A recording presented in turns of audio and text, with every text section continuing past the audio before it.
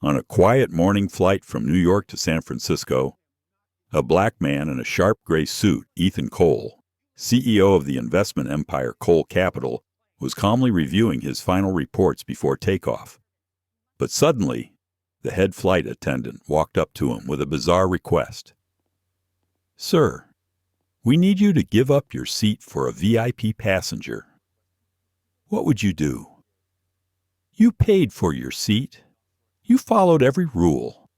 And now you're being asked to leave just because of your skin color, or because someone else is considered more important. Would you explode in anger or stay silent to avoid trouble?" Ethan did neither. He chose a different path, calm but incredibly powerful. And just minutes later, the entire flight came to a halt because of one decision he made. This isn't just a story about a seat. It's about dignity. It's about justice. It's about how one man, who was underestimated, made the whole world stop and think. If you believe that respect is a right every human being deserves, don't forget to like, share, and subscribe. Join us as we step into the journey of Ethan Cole, starting right now. That morning, the New York sky was clear as crystal. Early sunlight streamed through the enormous glass panels of JFK Airport, reflecting off rows of silver planes silently waiting for takeoff. Ethan Cole, a black man in his early 40s, tall and composed, stepped onto a Skyworld Airlines flight bound for San Francisco. He didn't carry much luggage, just an old leather briefcase that had followed him through many years in the business world. Ethan was the CEO of Cole Capital, an investment firm that had saved multiple companies from collapse. But looking at him now, no one would ever guess he held that kind of power. A simple white shirt, a pale blue tie, shoes worn slightly at the tips. He just wanted a peaceful morning, sitting quietly in seat 3A in business class, reading a few pages of the newspaper and preparing for an important meeting in California. A soft announcement echoed through the cabin as passengers began to settle in. Ethan buckled his seatbelt and smiled at the elderly woman next to him.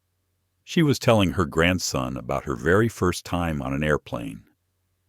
Warmth filled his chest. A small, peaceful moment, rare in a world where people constantly had to prove their worth. But that peace didn't last long. A tall figure approached Chad, the head flight attendant, neatly dressed, polite voice, but slightly tense. "Excuse me, Mr. Cole, but we have a VIP passenger boarding shortly. We need you to move to seat 9C. Ethan looked up, eyebrows slightly raised. "This is my seat. I booked it and paid for it in full." "Is there a problem?" Chad kept his smile, though a flicker of unease passed through his eyes. "Yes, sir. But this passenger is a special guest. He flies with us frequently. We want to ensure he has the best possible experience." The air inside the cabin seemed to thicken. A few passengers turned to look. Ethan felt a coldness spreading in his chest. He'd been here before, in moments where politeness was just a mask covering prejudice. Slowly, he set the newspaper down and looked straight at the flight attendant. "I understand, but I also paid for my seat, just like every other passenger, and I'm going to stay in it." His words were calm but carried weight. Several eyes turned toward him, half curious, half uneasy. Chad pressed his lips together, clearly not used to being refused. "Sir, I'm just following orders. Please understand, this is a very important guest." Ethan tilted his head slightly, his voice low and steady.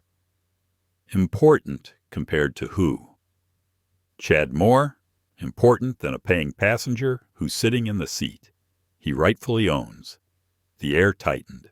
The elderly woman beside him gently held her grandson's hand, afraid the child might say something. A man a row behind bent down, pretending to search for something in his bag, avoiding eye contact.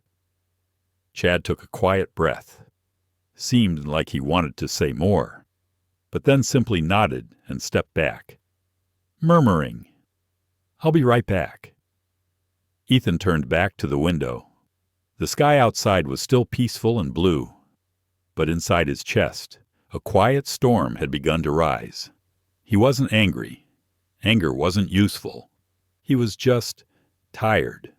Tired that once again, the world was testing him in such familiar ways.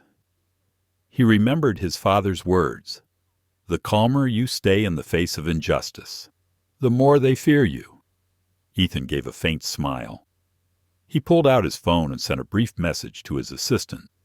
"This flight might be more interesting than we expected." About 5 minutes later, Chad returned this time with another man. He was heavier, wearing a gray suit, with a badge that read Supervisor Dalton. The cabin supervisor looked at Ethan with a mixture of firmness and caution. "Mr. Cole, I'm Dalton, the supervisor for this flight. We sincerely hope you'll cooperate and move to seat 9C. You'll receive a $300 compensation voucher." Ethan held his gaze for a few seconds. Then he spoke, slowly and clearly. "Mr. Dalton, I don't need a voucher. I need respect. I'm not here to cause trouble. I'm simply asking for what I paid for." The words cut like a thin blade through the polished shell of customer service. Dalton exhaled, exchanged a look with Chad. They walked away, likely to find another solution. Ethan leaned back in his seat and took a slow, deep breath. He knew this wasn't over, and he was right. Not 2 minutes later, the sound of footsteps echoed down the aisle firm, confident, entitled. A silver-haired man in an expensive suit boarded the plane. His eyes swept the cabin like he was choosing where his authority should sit. Ethan didn't know who he was, but something in his gut told him this was the reason he'd been asked to give up his seat. He calmly straightened his tie and sat upright. In his eyes, there was no fear, only the quiet confidence of a man who knew exactly what he was worth. Seat 3A suddenly became the center of attention. A silent confrontation had begun, no shouting, no violence, but heavy enough that the entire cabin seemed to hold its breath. Somewhere outside, the sun kept rising, but inside that airplane cabin, a story of dignity, prejudice, and power was quietly beginning. In that heavy silence, while Ethan Cole sat still in seat 3A, casually adjusting his shirt collar as if to steady his breathing, the cabin door swung open once more, and his world, once again, was put to the test. Footsteps echoed down the aisle firm, confident, and something in the way they moved made people step aside without being told. A broad-shouldered, silver-haired man, a luxury watch glinting under the cabin lights, Gregory Shaw. That name was no stranger to America's financial elite, a billionaire, a regular on power rankings, and a diamond-tier customer of Skyworld Airlines. Gregory always flew in the first row, always had his favorite wine poured, and everyone knew if he wasn't pleased, someone would lose their job. He stopped right beside row 3, looked directly at Ethan, and gave a thin smile sharp as a knife. "Buddy, seems like there's been a misunderstanding. That's my seat." Ethan looked up, calm as ever. "No, sir. My ticket says 3A confirmed and fully paid for. I believe the airline made a mistake." Gregory let out a dry, mocking laugh. "You really bought a business-class ticket?" "On Skyworld. They actually sold you that kind of seat." People started looking, some glanced over, then quickly looked away as if refusing to get involved. A nearby flight attendant swallowed nervously, trapped between the two men. Gregory didn't lower his voice. He turned to Chad, the head flight attendant. "He's still sitting there.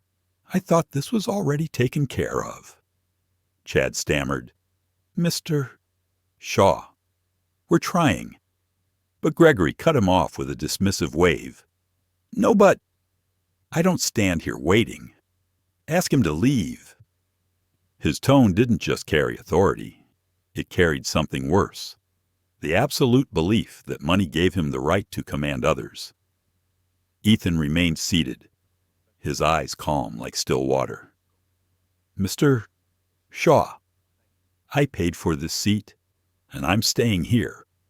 No one has the right to take that away from me, not even you." Gregory raised an eyebrow, giving Ethan a slow, condescending once-over as if evaluating a stranger on the street. Then he smirked, half amused, half disdainful. "You sound just like those people who always think the world owes them something. Do you even know who I am?" Ethan didn't answer. He just looked into Gregory's eyes so calmly that for a split second it unsettled the billionaire. "I don't need to know who you are," Ethan said quietly. "I only know who I am, the person who paid for this seat." The response was simple, but it rang through the silent cabin like a bell. Gregory's smirk faded. His voice hardened. "You should be smart about this. There are people you don't want to make an enemy of. I've flown with this airline for 15 years. I can have you taken off this plane right now." Ethan sat up straighter. His voice softened almost like advice. "Mr. Shaw, maybe you're used to being treated like you're special. But sometimes doing what's right has nothing to do with status or money." Gregory inhaled sharply, his face reddening, and then he threw out a line that hit harder than a shout. "This is ridiculous. You people always have to make a scene."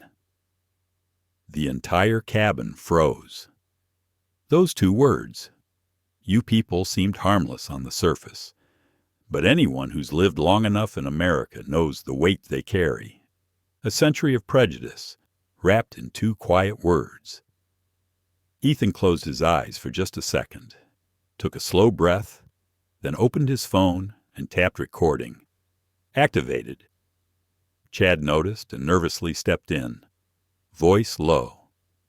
"Gentlemen, please, let's stay calm."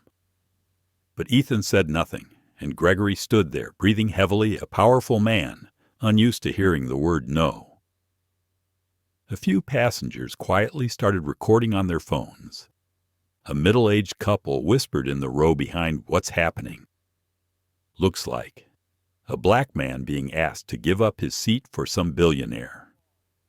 The story spread through the cabin like oil on water. But Ethan didn't waver. He reached into his wallet and placed a small business card on the tray table. On it, only the Coal Capital logo and a single line of text: "Integrity is not for sale." Gregory glanced at it, then let out a dry, humorless laugh. "You actually believe that this world runs on money, not morals." Ethan turned to the window, watching the clouds drift by, uncaring, peaceful, untouched by human arrogance. "Maybe you're right," he said softly, "but money can't buy a person's self-respect." Gregory went quiet. No one else spoke. For a few seconds, the only sound was the hum of the plane's air system. Then he spun around, angrily snapping at Chad. "I want to talk to your supervisor's supervisor. Get them here." Right now, Ethan remained seated, hands resting on his lap, eyes forward. Not angry, not afraid, but like a man waiting for a storm he'd seen many times before. In seat 3A, a silent battle had begun, not just between two men, but between two worlds. One that believed power meant you could step on others, and another that chose silence, reason, and let the truth speak for itself.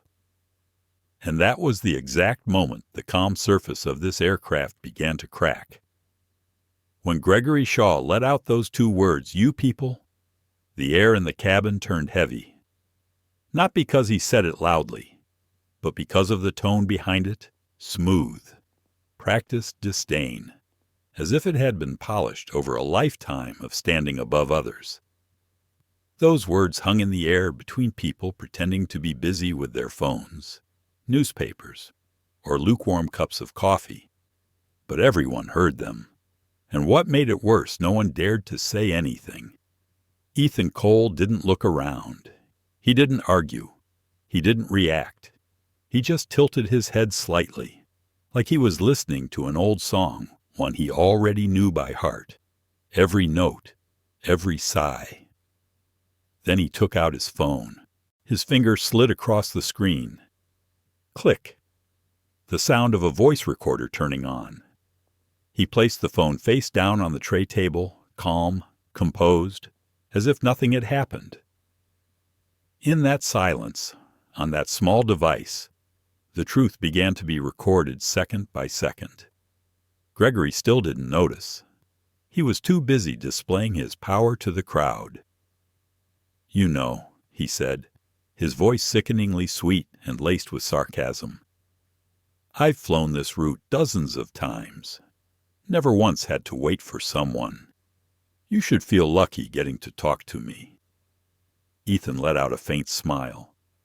"I think lucky, Mr. Shaw, is when a plane lands safely. Not when I'm asked to give up my seat just because someone thinks they're more important." Gregory raised an eyebrow, clearly not used to hearing that kind of reply. He was about to speak again, but Ethan's gaze, calm, steady, fearless, made him hesitate. There was something in the way Ethan sat there that bothered him, as if he were looking into a mirror that reflected back the hollowness of his own power. Chad, the head attendant, stepped in, his voice trembling slightly. "Please, gentlemen, we need to keep things orderly. There are passengers on board." Ethan lifted a hand gently, stopping him. "It's all right. Let him finish." His voice wasn't loud, but something about it made a few passengers look up, not because it was aggressive, but because it was unnervingly calm. The kind of calm that comes from someone who has been underestimated too many times, who has learned that silence can be more powerful than shouting. Gregory scoffed, shaking his head. "You've got patience.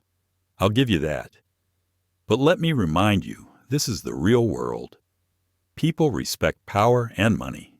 Without those, you're just a man, sitting in the wrong seat." This time, Ethan didn't answer right away. He turned to the window, where sunlight glinted off the airplane wing bright, almost blinding. He let the insult hang in the air, like smoke no one bothered to clear. Then he picked up his phone and opened a messaging app. He typed a short message. Recording started. Keep the appointment with the lawyer. Might be necessary. He sent it without a sound. He wasn't trying to create a scene. He just refused to bow his head. Across the aisle, a middle-aged man whispered to his wife, "He didn't do anything wrong. That is his seat." His wife gently squeezed his hand, warning him, "Don't get involved. Sometimes it's better not to invite trouble." Ethan heard it. He didn't blame them. He understood. Sometimes fear of confronting injustice is a survival instinct passed down through generations. But inside him, something smoldered, not anger, but the quiet fire of someone who had seen too many moments where silence became complicity. Gregory folded his arms and leaned back in his seat, still unwilling to let go. "I'll call the airline CEO right now. We'll see who's right." Ethan nodded slightly, his voice low and composed. "I hope you do. It would be best if someone in authority hears everything, including what you just said." Gregory froze. His eyes flickered. "Are you threatening me?" "No, Ethan replied. "I'm protecting myself." Silence fell. One of the flight attendants instinctively stepped back. More passengers quietly lifted their phones, recording not for entertainment, but because they sensed this wouldn't end easily. Ethan sat still, hand resting lightly on his phone. The cabin lights flickered as the aircraft door was about to close, but no one paid attention. All eyes were on the two men, one standing on raw power, the other on dignity that couldn't be bought. Ethan took a slow breath. His eyes never left Gregory's. "You know," he said softly, "some battles don't need fists. They just need the truth." Gregory let out a laugh, but it was thin, brittle, uneasy. "You think you're winning." Ethan's reply was quiet, almost like a whisper. I don't need to win. I just need not to lose myself." In that business class cabin, no one spoke a word. The engines hummed beneath the floor, but the atmosphere was heavy like lead. A black man sat quietly, refusing to move, and everyone could feel it. Something had shifted, something invisible, but real. Ethan Cole didn't choose anger. He chose reason, evidence, and truth. And at that very moment, though no one knew it yet, his fight for justice had already begun. The silence in the business class cabin stretched on, as if even the air feared collision. Ethan remained in seat 3A, eyes straight ahead, back upright, seated with a calmness that made him seem part of the chair itself. Gregory Shaw, who had just let slip his slur a few minutes earlier, was no longer smiling. He turned to Chad, the head flight attendant, his voice sharp. "Call the manager. I don't want to repeat myself." Chad nodded and hurried down the aisle. Meanwhile, the female flight attendant's calm voice echoed faintly from the intercom. "Ladies and gentlemen, please remain seated. The plane will be taking off shortly." But everyone knew this flight wasn't going to take off anytime soon. A few minutes later, a man in a gray suit stepped onto the plane. Professional, carrying a tablet, with a badge that read Dalton, cabin supervisor. His face wasn't unfamiliar to Ethan, the kind of face used to resolving problems with polite smiles and pre-written policies. "Good morning, Mr. Cole," he said evenly. "I'm Dalton, the cabin supervisor for this flight. I understand there's a small misunderstanding occurring." Ethan turned to him politely, nodding. "No misunderstanding. Mr. Dalton, I'm simply sitting in the seat I purchased." Dalton offered a professional, emotionless smile. "Yes, of course. However, the passenger seated behind you is a loyal customer of the airline, and he has requested 3A.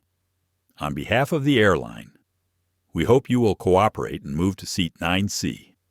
We are offering a $500 voucher, plus an upgrade on your next flight." Some passengers glanced over.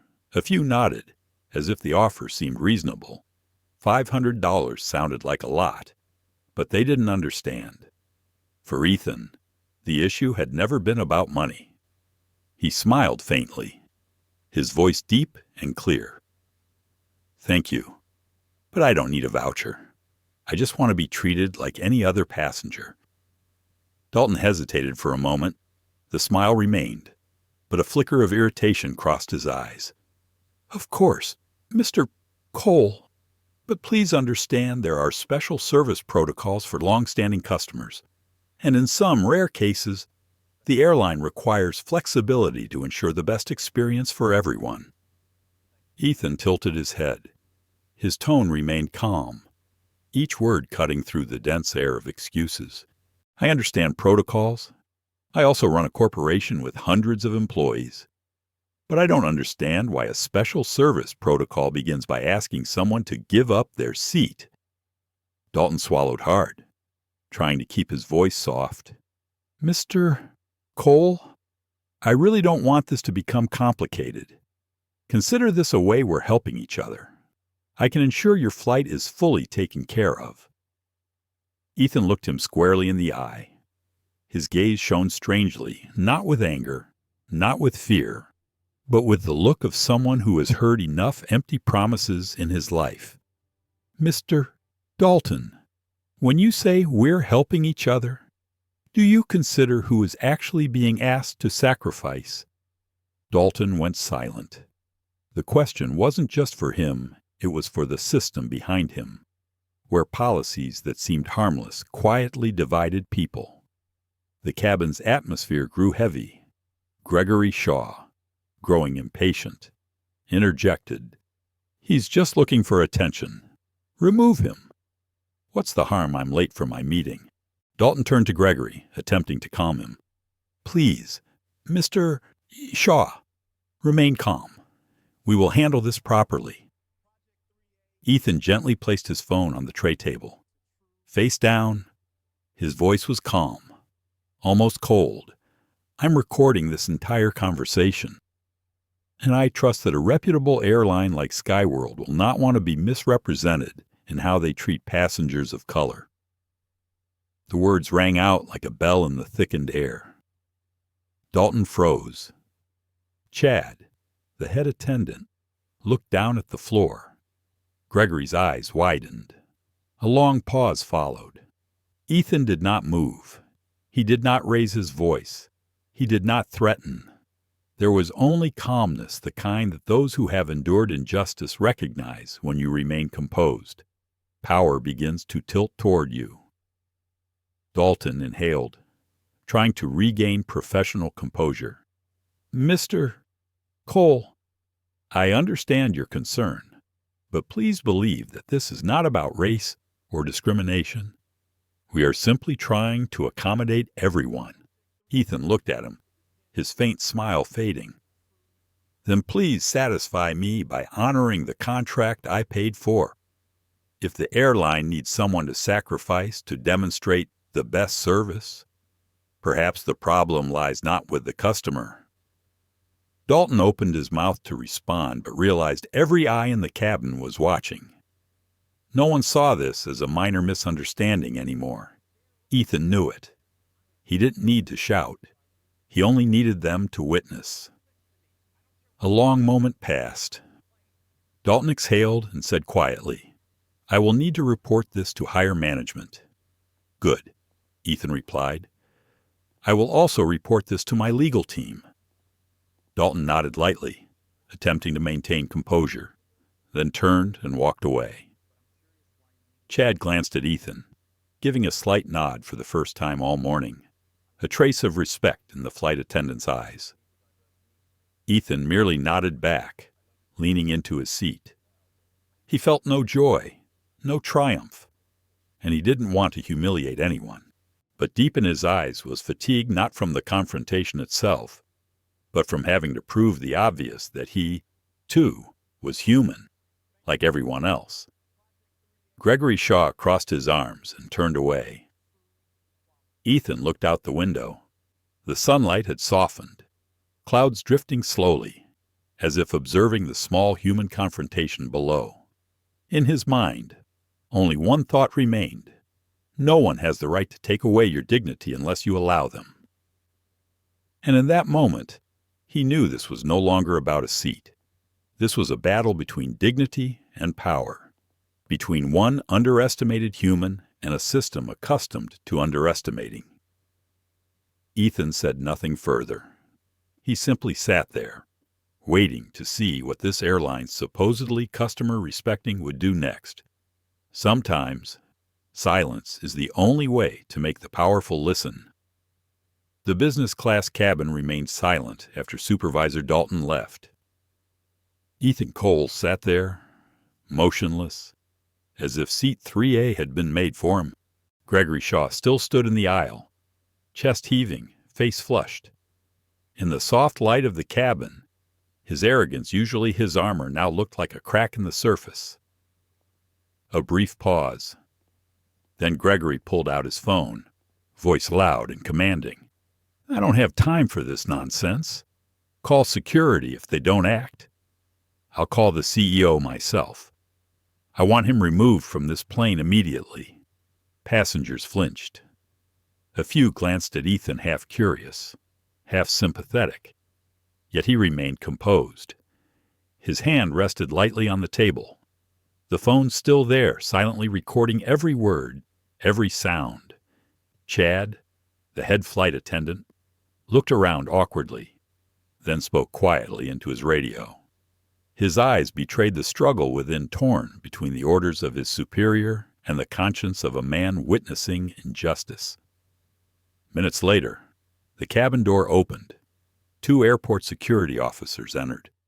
One tall, white, with closely cropped hair, the other shorter, stockier, with a deep voice. Neither smiled. Neither spoke more than necessary. They simply carried out their assignment. "We were informed of a non-compliant passenger," the taller one said, voice iron hard. Ethan looked up, a small smile still on his lips, eyes unwavering. "If non-compliant means refusing to leave a seat I paid for, then yes, that is me." One of the officers glanced at Dalton, who had returned to the cabin behind Gregory. Dalton's voice was tense. "Gentlemen, this is Mr. Ethan Cole. We offered a seat change, but he refused. The flight needs to depart on time." The officer nodded slightly, turning to Ethan. "Mr. Cole, we need you to leave the seat. Please cooperate so the flight can continue." Ethan didn't move. "I understand your duty, but I also understand my rights. I have a ticket, proof of payment, and I am currently recording everything. If you intend to force me, go ahead, but remember, this action will be submitted to my legal team, along with media representatives." His voice was calm, without emphasis, yet the entire cabin fell silent. A quiet authority radiated from him, not the kind of power that demands attention, but the kind born from absolute faith in justice and truth. Gregory, standing behind, scoffed. "He's just acting. You think this airline cares about some recording of yours?" Ethan turned to him, eyes soft but razor sharp. "I don't need the airline to care. I just need people to care." The words landed like a stone on a calm lake. Everyone in the cabin heard them. A middle-aged woman quietly picked up her phone, starting to record. A younger man whispered to his companion, "He's brave." The security officers exchanged glances, clearly uneasy. One whispered, "Mr. Cole, understand this. We're just doing our job. We don't want trouble." Ethan nodded, voice gentle as forgiveness, "I know. But it's because everyone fears trouble that situations like this keep happening." The officer looked at him for a few more seconds, then turned to Dalton. "Dalton, I want to confirm, is there any safety or technical reason requiring this passenger to leave his seat?" Dalton hesitated. "No, none. It's just about VIP service." The officer frowned, voice low, tinged with disapproval. "We don't remove passengers just because someone else wants their seat. Without a safety reason, the airline should handle this themselves." Gregory flushed, shouting, "Who does he think he is? That you dare defend him? I spend millions with this airline. I have the right. Ethan cut him off. Still calm. "You have money, Mr. Shaw, but no one is born with more rights than anyone else." The cabin fell completely silent. The officers stood frozen, unsure of what to do. Dalton glanced anxiously at his watch. The flight delayed, but no one dared enforce. Ethan knew every eye was on him, some curious, some admiring, some fearful. Yet he felt a strange peace. He picked up his phone, sending the recording and short video to Cole Capital's legal office, with a note, "Keep everything. May be needed for civil rights case." Outside, the sun had dropped lower, casting long beams across the cabin floor. A soft breeze slipped in as the cabin door remained open. Ethan inhaled deeply, feeling the chill like the air of freedom, a freedom he was protecting, not just for himself. Chad stepped forward, voice low but sincere. "Mr. Cole, I apologize for what happened. I can't control the airline's decision." Ethan turned to him, a tired but genuine smile on his face. "I know. Sometimes people don't need to control. Just standing on the right side is enough." Minutes later, an internal signal rang through. A voice from the intercom announced, "Attention passengers. The flight will be temporarily delayed for internal processing." Gregory spun toward Dalton, shouting, "What are you standing there for? Take me to the captain." Now Dalton hurried away. Ethan leaned back in his seat, eyes closed. He didn't need to defeat anyone, he just needed to maintain his own integrity. And in that silence, with the cabin door still ajar, something shifted quietly, invisibly, but unmistakably. Passengers began to see Ethan not as a troublesome passenger, but as a man standing up for the humanity of all of them. When the security officers finally left the plane, they didn't take Ethan Cole. They carried away the uncomfortable silence of an entire system that had just been exposed. Ethan opened his eyes, looking out the window. His father's familiar words echoed in his mind. When you remain calm in the eye of the storm, you not only protect yourself, you make the storm stop. And he understood that storm had only just begun. The air in the business class cabin was thick with fog. All sound seemed to have died down. Only the steady hum of the air conditioner and Gregory Shaw's rapid breathing could be heard. After the security left, everyone thought things would calm down. But for someone like Gregory, lose was not a word in his vocabulary.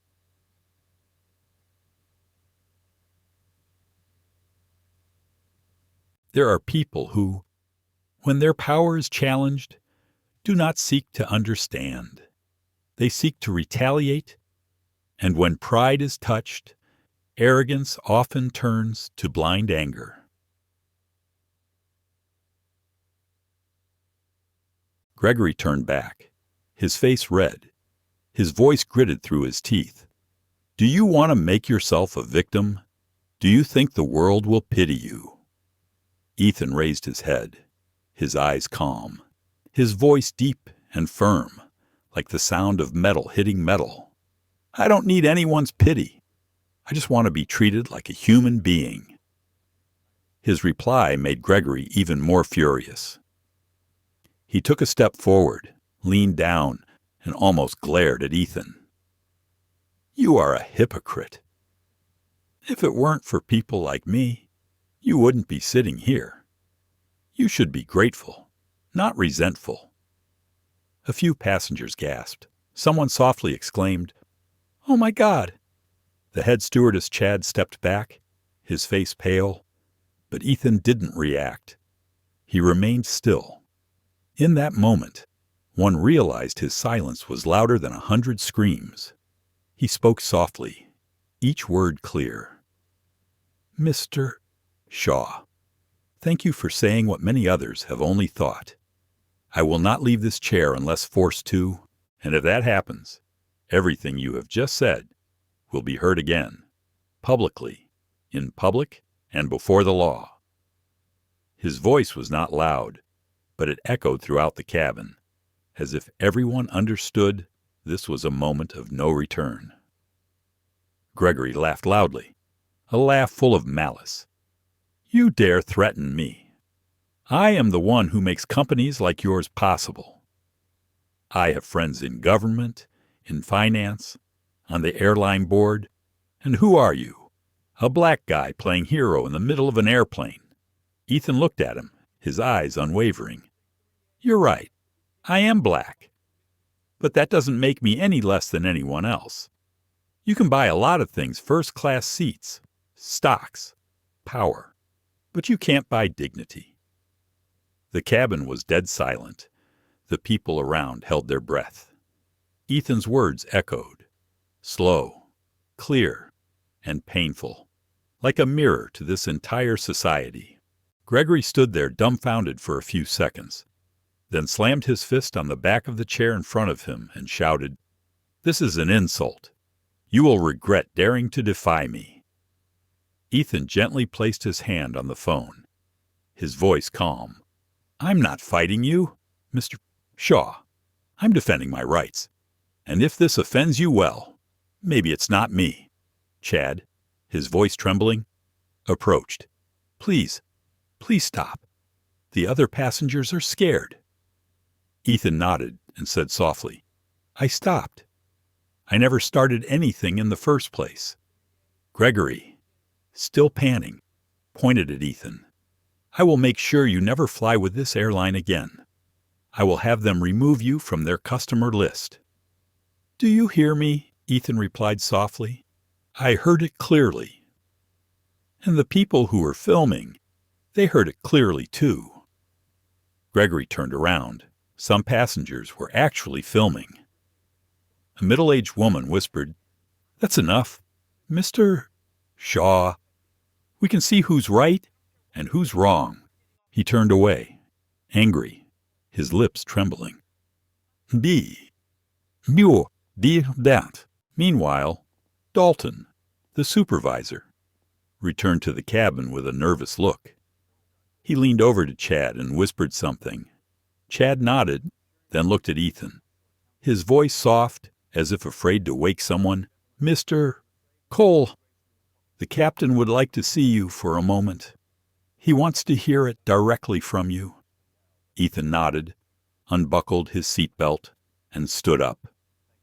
He adjusted his jacket, turned to Gregory, and said, "I will go, but not because you ask me to. I go because I believe there are people who still know what justice is." The whole cabin watched as he walked toward the cockpit. There was something different about his gait, slow, steady, and confident, as if he were not being forced out of his seat, but stepping onto the stage of a larger truth. "Name Eat?" As he passed the row of seats, a few people nodded slightly at him. An old white man with silver hair gently took his hand and whispered, "Son, hold on. I've seen things like this all my life. Don't let them take away your composure."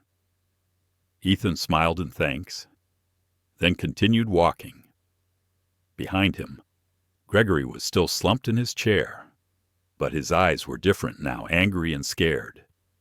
For perhaps the first time in his life, he realized he no longer had control of a room he considered his own.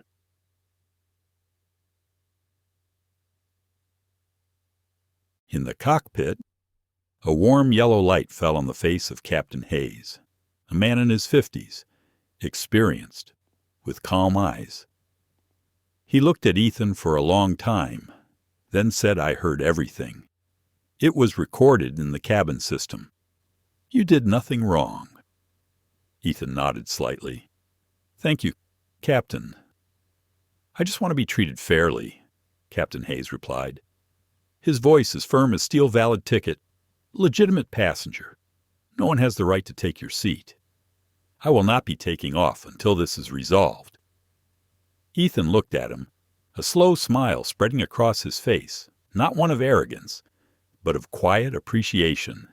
He knew, for the first time all morning, someone was on the right side. Back in the cabin, he sat down and quietly buckled his seatbelt. No need to say anything more. He had done enough. Gregory looked at him, his eyes blazing, but he didn't dare say anything. The whole cabin was dead silent, except for the captain's voice on the loudspeaker. "Passengers in seat 3A will remain seated. All personnel please return to their seats.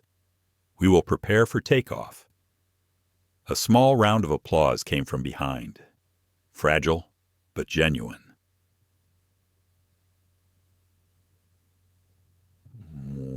In the pale light of late afternoon, as the plane began to taxi down the runway, Ethan closed his eyes and exhaled softly.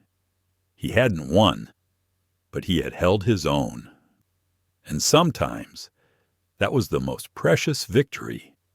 The plane hadn't taken off yet. The cabin door was still open, and the air still thick with the cold of the air conditioning and the heat of the people. Gregory Shaw sat there, heavy and throbbing like an unexploded bomb. Dalton, the supervisor, stood near the door, making repeated phone calls, trying to handle the situation. Ethan Cole, the man who was considered the cause of the trouble, stayed still. He leaned back in his chair, his eyes staring out the window. Outside, the runway seemed to stretch on forever, the sunlight reflecting off it like a mirror. There are moments when one thinks one is at a dead end, but in fact, one is standing at the crossroads of truth. Ethan does not know that in just a few minutes, that very moment will change everything. The hatch opened, and Captain Hayes stepped in. He had a steady gait, gray hair, a steady gaze, and a voice with a seasoned accent. He didn't need to shout. He didn't need authority, just his presence changed the atmosphere.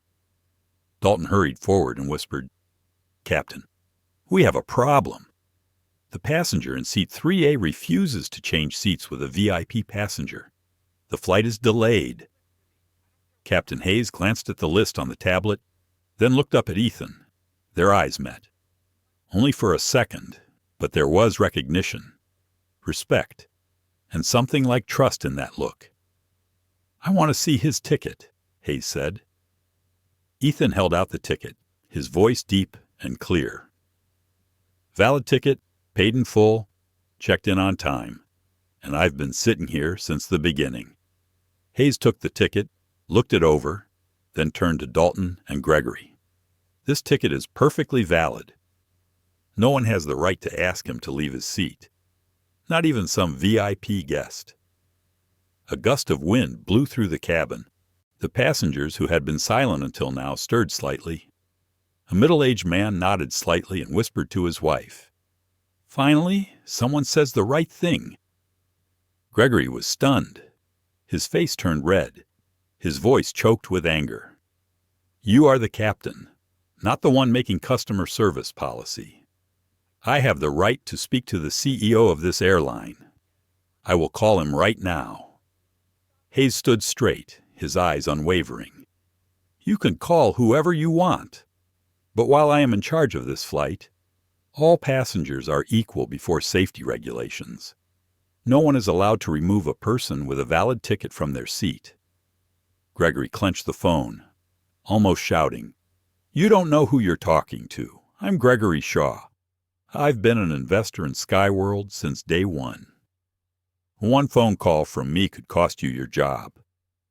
Hayes was silent for a few seconds, then spoke slowly, word by word. "If I lose my job for standing up for justice, that's a price I'm willing to pay." The cabin fell silent. For the first time, Gregory was speechless. He looked around for allies, but the eyes around him were cold and distant. The silence was no longer on his side. Ethan leaned slightly, his voice low so full of weight. "Thank you, Captain Hayes. Maybe sometimes justice just requires someone to say no at the right time." Hayes nodded, saying nothing more. He turned to Dalton. "Close the hatch. Prepare for takeoff." Dalton hesitated. "But what about Mr. Shaw? If Mr. Shaw does not want to fly, he can leave the plane. But this flight will not be delayed another second because of illegal requests." The words were like the final hammer that hammered down on the coffin of pride. Gregory stood there, clutching the phone, his lip trembling, but unable to protest. "Oh." Ethan looked at him, not with gloating, but with pity. He spoke softly. enough for only Gregory to hear. Sometimes, you don't lose because you lose your seat. You lose because you can't understand that others deserve respect as much as you do. Gregory did not reply. He pulled out his phone, turned away, and growled, "I'll talk to Richard Donovan. See what his CEO thinks about this." Hayes did not bother to turn around. He spoke calmly, almost indifferently. "Fine.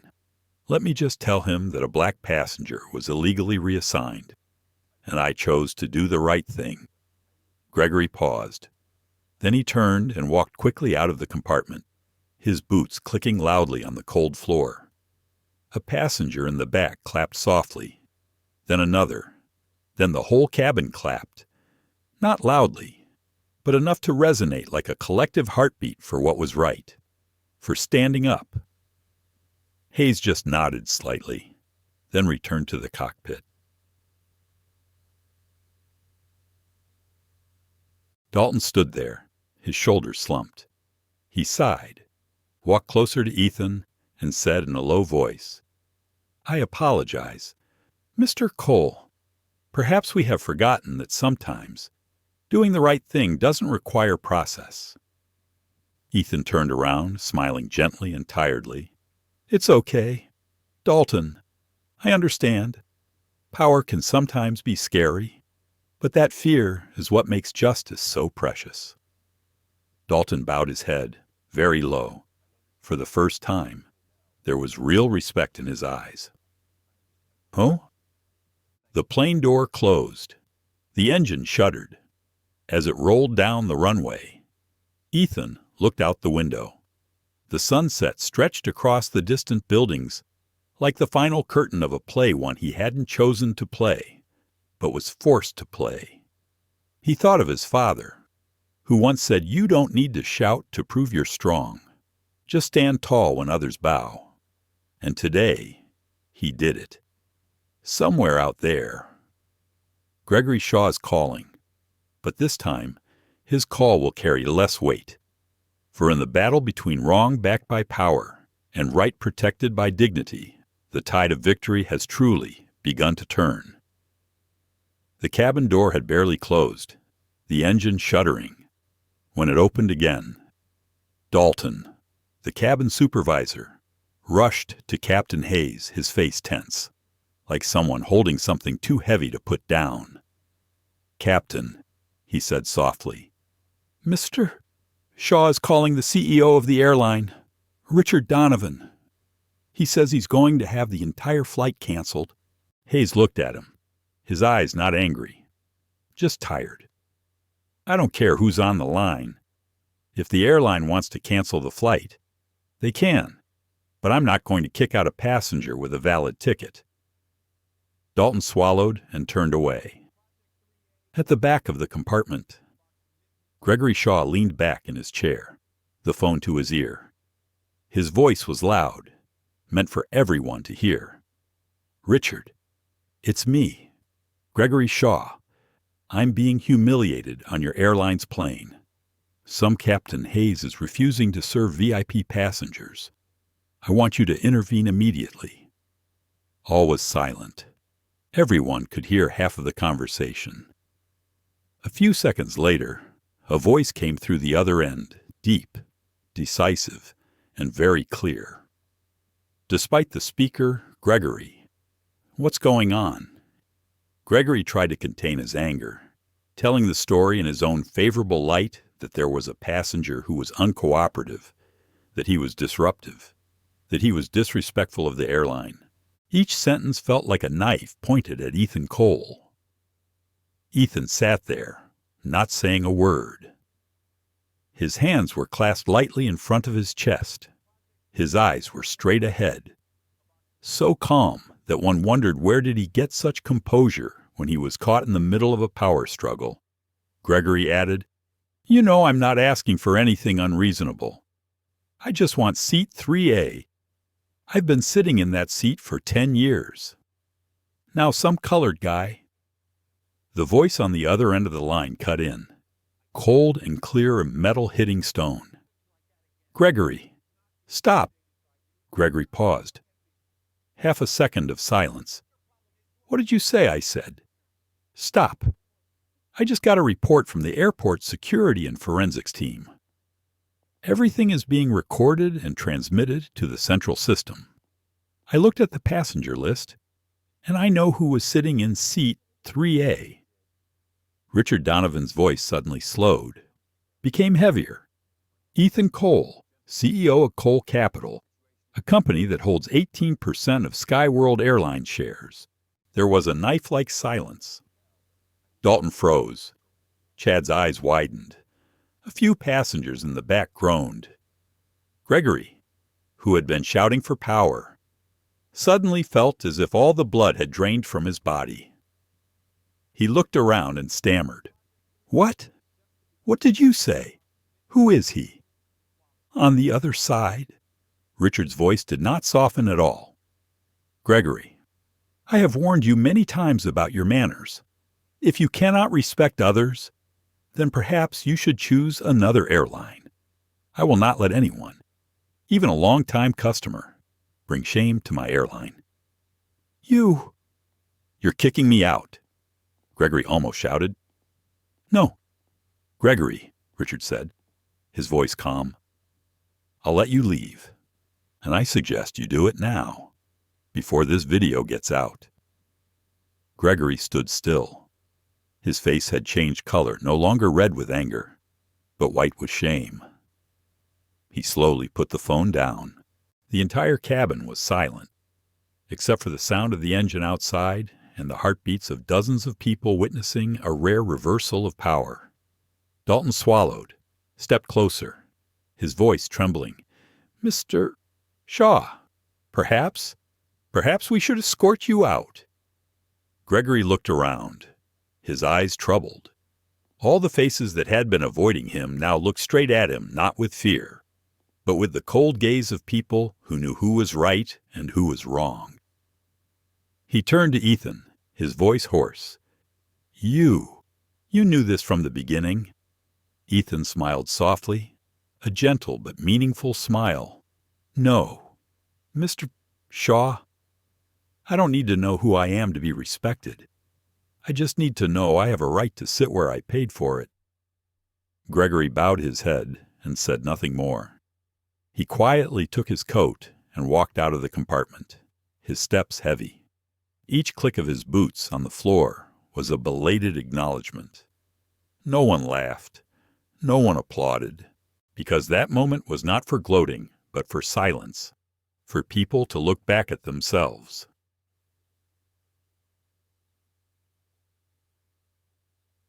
Ethan sat still, his eyes following the man's retreating figure through the door. He felt no triumph, only relief, because justice, when it arrives, doesn't need applause. It needs truth. Captain Hayes walked over and gently placed his hand on his shoulder. I have been flying for over 25 years. Today was the first time I saw justice landing on my plane. Ethan smiled softly and replied, Maybe because today, we don't take off to go anywhere. We take off to return to ourselves. Hayes nodded, then returned to the cockpit. Outside, the weather was starting to cool. The last of the afternoon sunlight streaming through the windows and onto Ethan's face, a soft light. Not harsh, but enough to make the cabin feel warmer.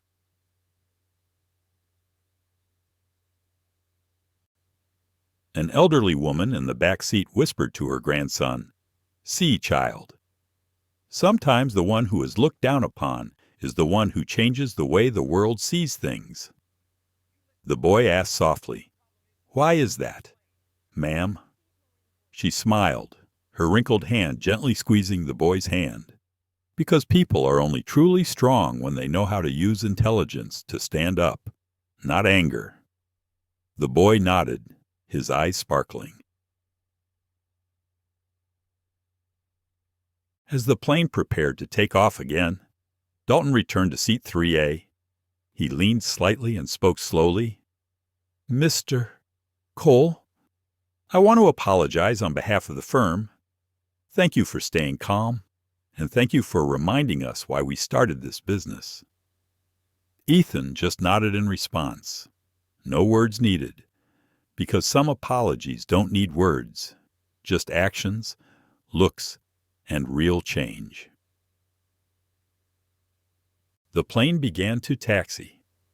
A small chapter of justice had just closed, but its reverberations would resonate far and wide, not just within the airline, but within every person who witnessed that moment. Because justice sometimes doesn't come in loud voices or slogans. It comes in the calm voice of someone who says no, and in the decisive decision of someone who chooses to stand for what is right, even if it means giving up their power. The Sky World Airlines. Boeing 787 finally lifted off the ground. After hours of tension, it felt like the storm had passed. No one said anything, but most of the passengers breathed a sigh of relief as the plane climbed. Chad, the chief flight attendant, walked the length of the cabin, smiling wryly. Dalton sat quietly in the back row, his eyes like he had just gone through a battle he had neither won nor lost. Ethan Cole, who had been asked to leave his seat, just sat there, his eyes fixed on the window. From 10,000 feet up, the white clouds lay like soft blankets, covering the ground. Everything looked small and quiet, but something in his heart was still not quite at peace. There are times when it seems like one chapter in life is closed, but is only about to begin another. And sometimes, justice is not just about what we say, but how we act, when no one else has to. As the plane reached cruising altitude, a small sound rang out, a faint whoosh like air escaping from somewhere. No one noticed except Ethan. He tilted his head slightly. His ears were sensitive to mechanical sounds, and not by accident. He was an aeronautical engineer before becoming an investor. It was that industry that would later help him build his financial empire, Cole Capital. He listened for a few more seconds. The sound repeated, slightly longer, more regular. Ethan frowned. It wasn't the air conditioner. It wasn't a natural vibration. It was a hydraulic pressure leak, the kind of noise only a technician would recognize. He opened his phone, noted the time, seat location, and direction of the sound. Then he pressed the call button for the flight attendant. Chad appeared, still smiling tiredly. "Mr. Cole, how can I help you?" Ethan said softly, not showing any panic. "Chad, I need to see Captain Hayes right away.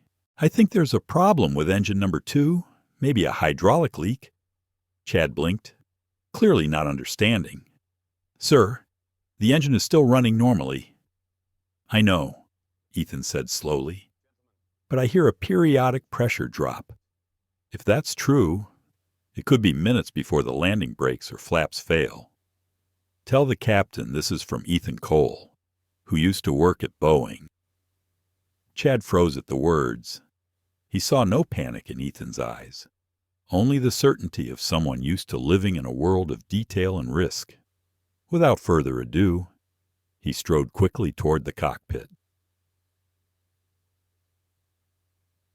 Inside the cabin, Captain Hayes was checking the pressure gauge. Everything seemed normal, but when he heard Chad relay Ethan's words, he looked up. He said he heard a leak in engine number 2. "Yes, sir, Captain." He said it was the sound of hydraulic pressure. Hayes frowned. He signaled to the co-pilot to check the right hydraulic pressure system. A few seconds later, an abnormal reading appeared on the screen, a slight drop in pressure. But no red flags. A small sign. But if it persisted, it could lead to loss of flap control. Hayes didn't hesitate. He turned on the intercom. "This is Captain Hayes. We will be returning to JFK due to technical reasons. Please remain calm. Everyone." No. Oh. The whole cabin was in an uproar. Some were confused. Some were worried. Dalton immediately stepped out to calm the passengers, while Chad turned back to whisper to Ethan, "The captain is right. They just confirmed the hydraulic pressure is dropping." Ethan just nodded slightly. "Good. Tell them to shut down engine 2 as soon as possible, to avoid prolonged pressure vibration." Chad turned away, and a few minutes later, the engine noise faded. The plane banked slightly, descended, and turned east. No one spoke, but everyone knew this could have been very different if not for the man in seat 3A. 20 minutes later, the Boeing landed safely on the JFK runway, with fire trucks and technicians waiting. When the engine shut down, the atmosphere in the cabin seemed to be freed from an invisible fear. Many passengers turned to Ethan, their eyes filled with gratitude. One young man whispered, "You saved us, didn't you?" Ethan smiled and shook his head. "No, I only do the right thing when I hear something wrong." But inside, he knew just a few minutes' delay, and 200 people might never have landed. When the plane door opened, Captain Hayes stepped out, his face both serious and emotional. He shook Ethan's hand firmly. "Mr. Cole, you just saved this flight. Hydraulic system number 2 is leaking. If we take off a few more minutes, the flaps might lose control during the descent." Ethan replied softly, his voice low and calm. "Thank you, Captain. But perhaps it was you who saved us all, because you listened." Hayes smiled and nodded. Not everyone hears the truth, and even fewer dare to believe it when there is no red flag. They looked at each other, as if they understood that justice and responsibility lie not only in the law, but in human courage. The incident was confirmed by the airline just hours later. The plane was taken in for emergency inspection. The preliminary report concluded hydraulic pressure leak in engine number 2 due to a faulty valve. If not detected early, it could cause loss of control of the right wing. At the same time, CEO Richard Donovan called Ethan. "Ethan, I just heard from the captain. You not only saved 200 passengers, but also saved this entire airline from a tragedy." His voice was slow and weighty.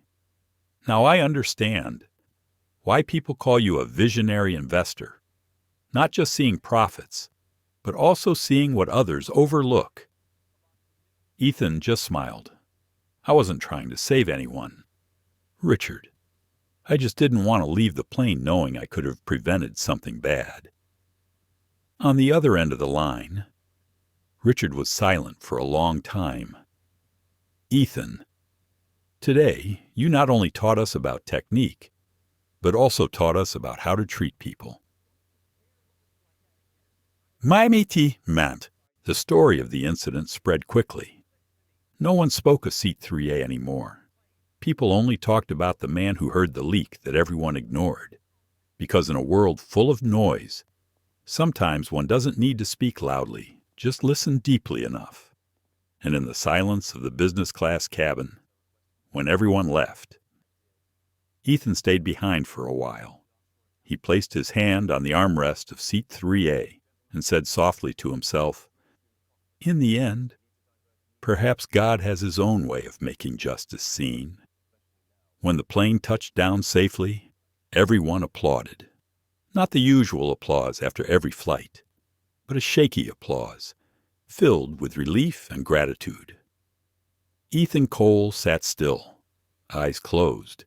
He didn't want applause, didn't need any accolades. All he could see was the small red light on the dashboard that hadn't come on in time.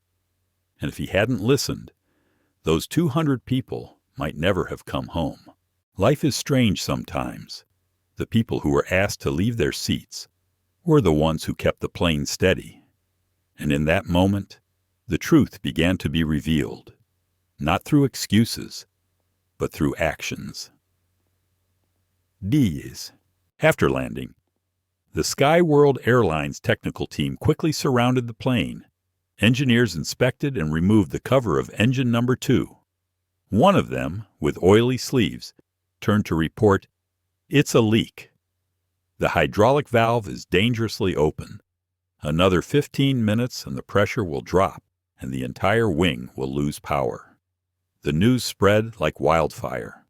Within an hour, it reached CEO Richard Donovan, who just hours earlier had been on the side of justice in Gregory Shaw's case.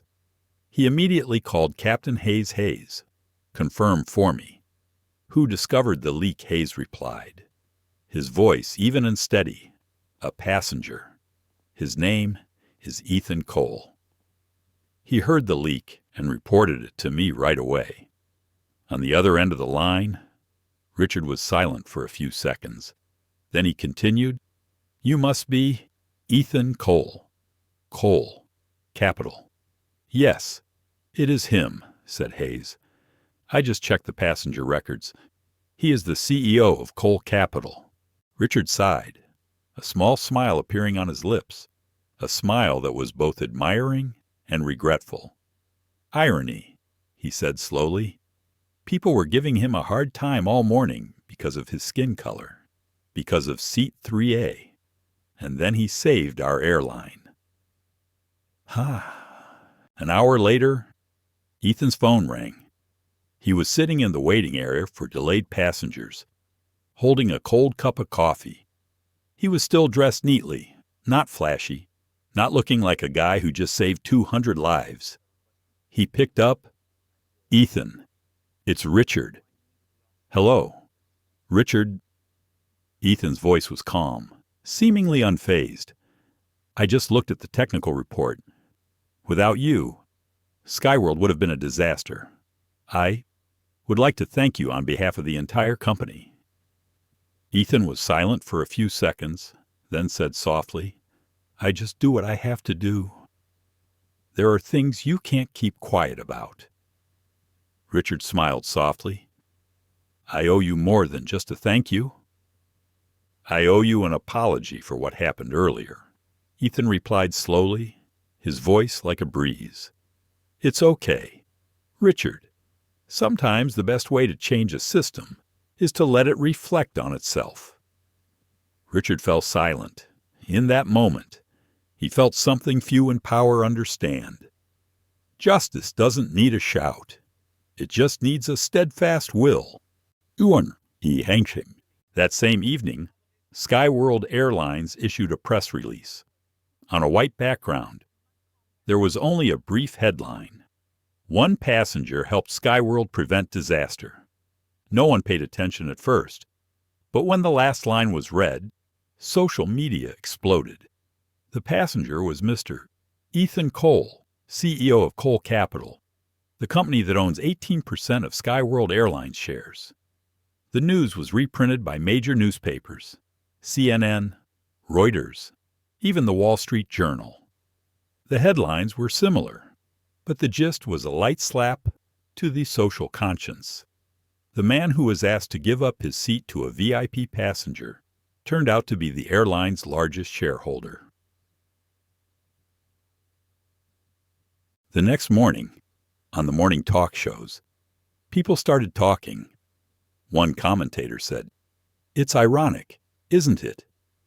We live in a time when people judge someone by their plane ticket and the color of their skin until they realize they own a plane." Another person replied, "It's not just ironic, it's thoughtful, because if he wasn't Ethan Cole, if he were just a regular black man, who would listen to him?" That question made the whole studio silent. At home, Ethan watched the news. He didn't smile, didn't look smug. He just sat there, staring out the window at the darkening afternoon sky. His father's voice echoed in his head, as it often did when he was on the edge of anger and patience. "You can't teach people respect by shouting at them. but you can make them respect themselves if you stay calm." He put down his coffee cup and let out a soft breath. "And today," he said softly, perhaps they did bow their heads. A day later, Richard Donovan held an unusual press conference in front of dozens of cameras. He stood at attention, his voice deep and sincere. Skyworld apologizes to the public, and in particular to Mr. Ethan Cole, for the unprofessional conduct of some of its employees. We are grateful to him for saving Flight 427, and most of all, for reminding us that respect is the foundation of any business that serves humanity. The room fell silent. Not everyone in the corporate world was comfortable admitting mistakes publicly, but Richard did the right thing that day. At the back of the auditorium, Ethan entered quietly. He did not go on stage, did not speak. He just sat in the back row, like an ordinary spectator. But when Richard saw him, he bowed deeply. It was a small act, but to those present that day, they knew it was a system bowing before the dignity of a human being. That evening, the video of the entire event was shared tens of millions of times. Online, one person commented, "Maybe Ethan Cole saved 200 lives today. But more deeply, he saved us from our own wrong views." Ethan read that line, smiling slightly. He knew sometimes the real battles weren't fought in courts or between corporations, but in people's hearts. 2 days after the press conference, the world was still talking about the incident on Skyworld Airlines Flight 427. It wasn't just about a black man being wronged and then exonerated. It was about the bigger question, how many other Ethan Coles are out there that we've been ignoring? On social media, a video of the entire incident, from Ethan being asked to change seats, to his calm response, to the plane being forced to stop, went viral. 48 million views in just 24 hours. Hundreds of thousands of comments. One person wrote, "He doesn't need to shout to prove his worth. He just needs to not bow his head." Another person commented, "The world needs more people like Ethan Cole, not because he's rich, but because he knows when to say no."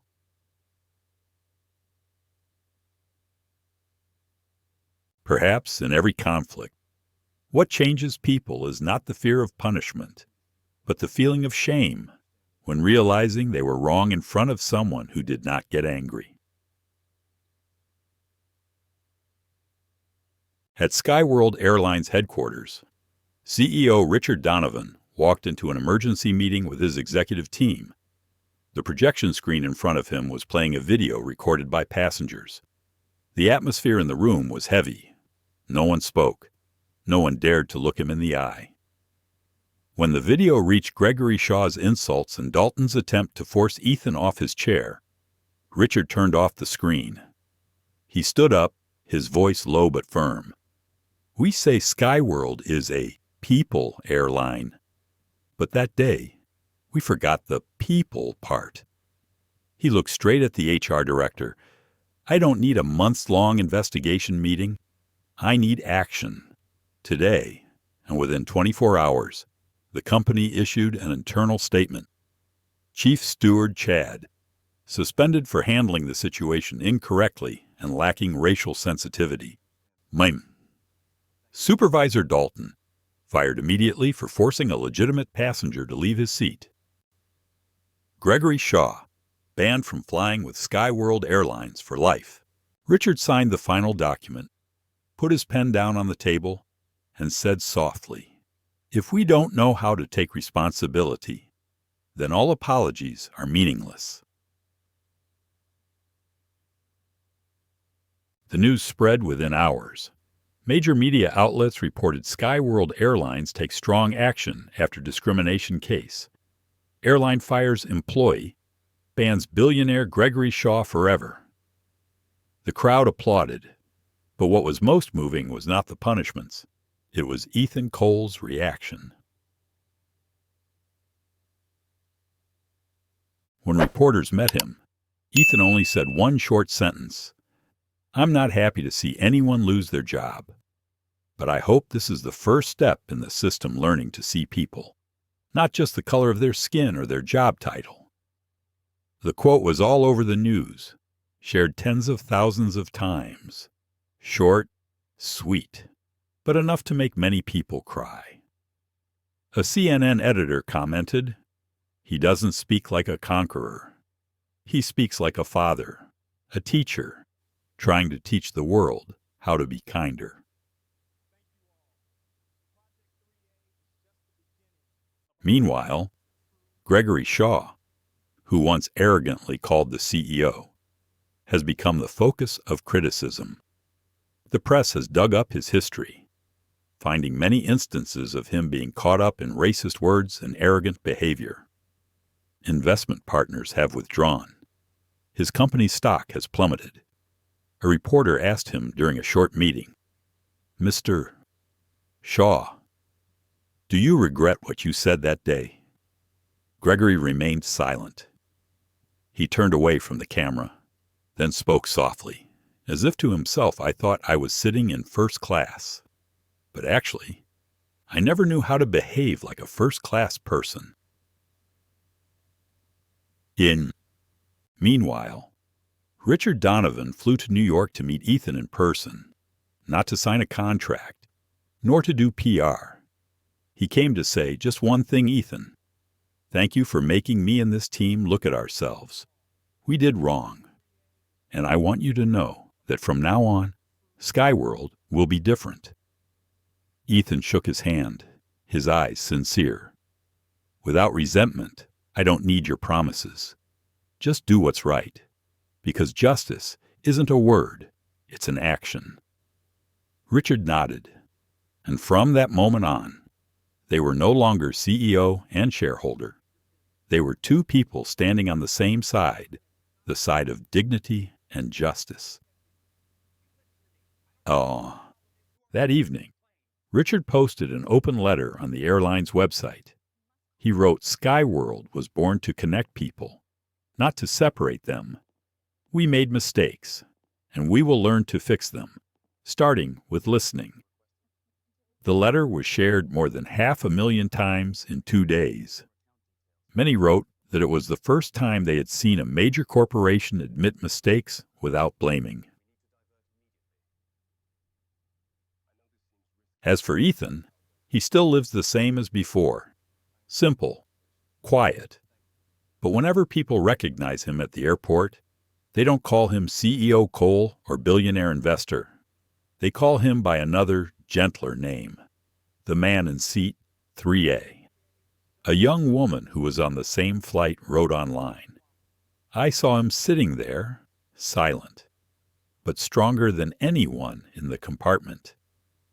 He didn't fight with his fists. He fought with composure." And perhaps that's why this story resonates with millions, because everyone has been misjudged. Everyone has been overlooked. Everyone has wanted to get angry. But Ethan Cole teaches them that sometimes the most powerful way to fight back is to stay calm and let the truth do its work.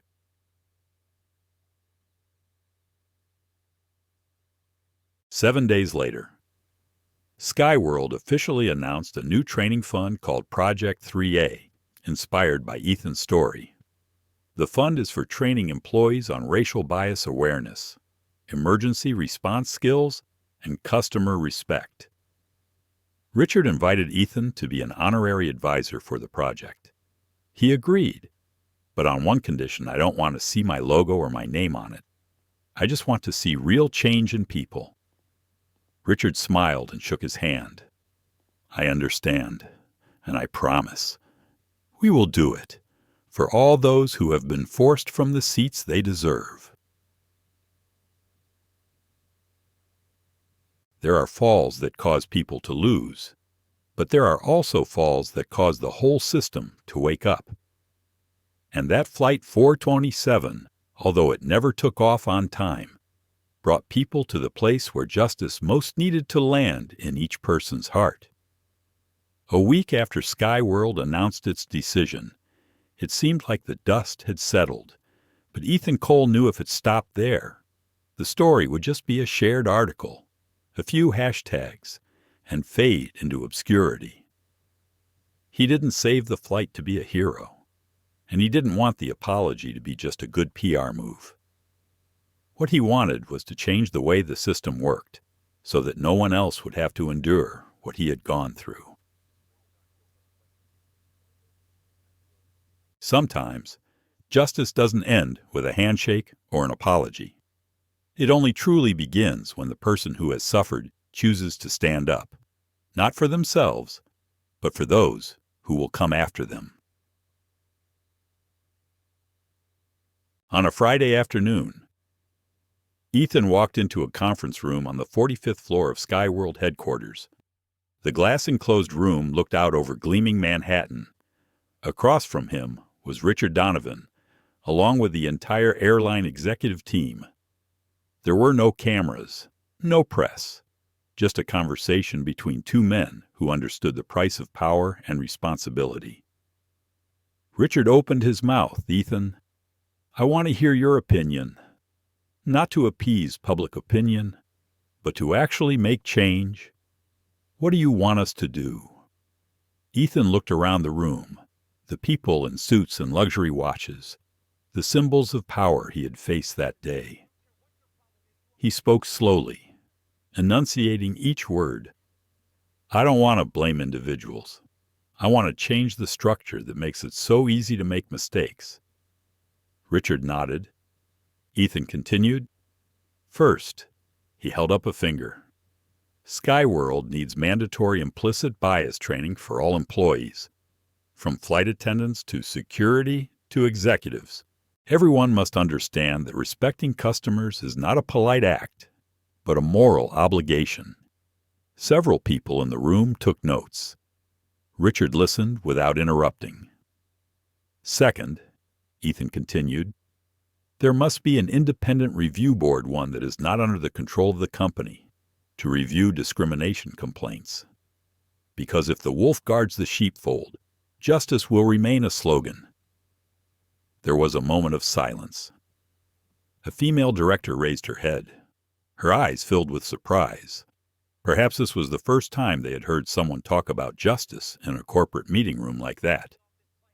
"Third," Ethan looked straight at Richard, "publish the Passenger Bill of Rights, which clearly states that no one, even a VIP, can force another person to give up their seat if that person has a valid ticket. And finally," he said, his voice dropping, "let's create a $50 million oversight and reform fund that will train, investigate, and support victims of discrimination in the airline industry.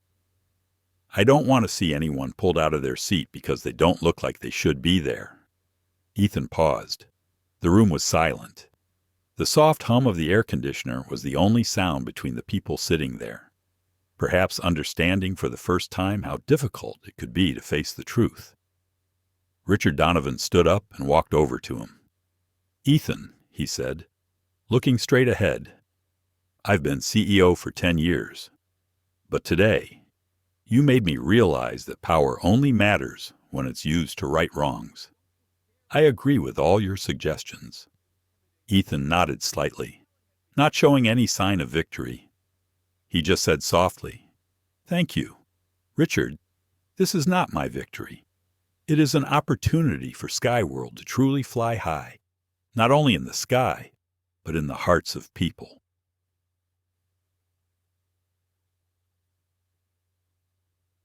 Three weeks later, Skyworld Airlines held a big press conference in New York. Richard and Ethan appeared. There was no separation between shareholders and CEOs, just two men sharing a belief that fairness could be policy, if people had the courage to write it down. Richard announced to the press, We are committing $50 million to the Skyworld Oversight and Reform Fund, founded by Ethan Cole. The fund will operate independently, reporting directly to the National Ethics Board, and will not be influenced by any internal department. The sound of cameras clicking and flashing continuously. Ethan stood by the side, not saying much. When asked to speak, he only said a short passage. "This is not my story. This is the story of every person who has been overlooked, who has been told to calm down, who has been told they are overreacting. Justice doesn't need to be loud. It just needs to be done." The room fell silent.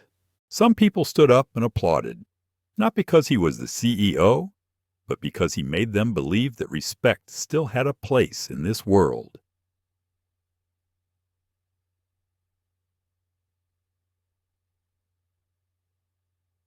After the meeting, the press published the following news. Skyworld Airlines launches $50 million fund to fight racial bias. Ethan Cole, from victim to initiator of industry-wide reform. But it wasn't the headlines that made Ethan smile. It was the email he received from a young flight attendant at Skyworld, which contained just a few lines. "Thank you, because now I can look straight at my passengers without fear of being wrong, just because they are different." Ethan finished reading, and was silent for a long time. There are victories that don't need trumpets, courts, or declarations, just one person saying thank you, with honesty. A few months later, the new regulations went into effect. Other airlines looked to Skyworld as an example. The Federal Aviation Administration, FAA, issued mandatory recommendations on anti-bias training, an independent oversight board model, and passenger rights policies. It's called the Cole effect, an effect that started with one contested seat, but ended up changing the entire U.S. airline industry. Attends. One morning, Ethan was on the plane again. Same airline. The flight attendant came over and smiled. "Hello, Mr. Cole. Thank you for returning to Skyworld." He smiled softly and replied, "Thanks. Now I know I'm really sitting where I should be sitting." The flight attendant didn't understand everything, but her eyes lit up, as if just that one small sentence was enough to change the atmosphere. And perhaps that is the true nature of justice, not to punish, but to help people realize they can do better. Not to rewrite the law, but to reteach how we treat each other. The story of Ethan Cole is no longer a story of a flight, but a reminder. Sometimes the biggest change doesn't come from the person who yells the loudest, but from the person calm enough to say the right things.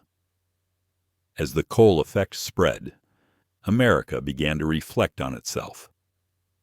Other major airlines, from Atlantic Air to Northern Star, announced they were reviewing their passenger policies. The press called it the 3A ripple effect.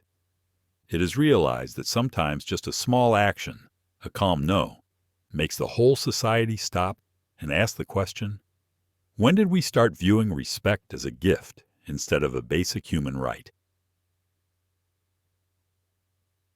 Every true revolution begins not with the sound of a gun, but with the moment when one ordinary person decides to stop being silent.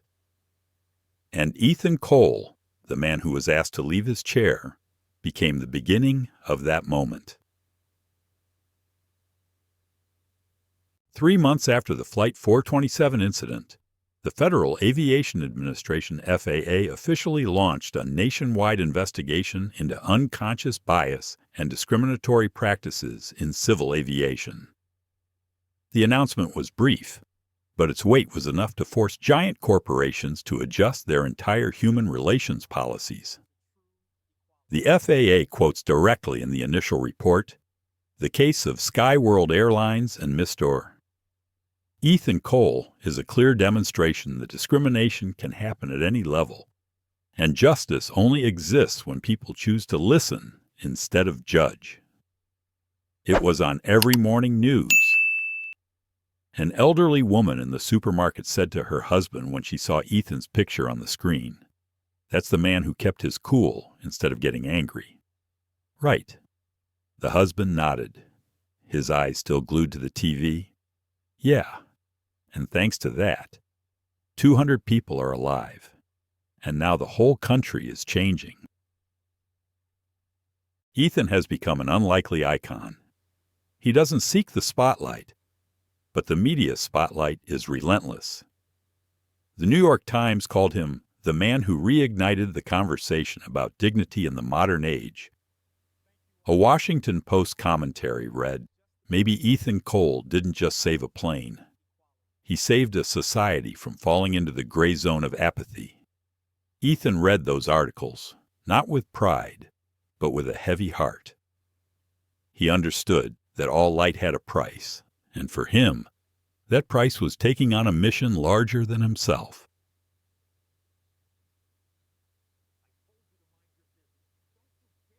A few weeks later, he received an invitation from the FAA to attend and speak at the National Fairness and Ethics in Aviation Conference, the industry's largest annual event.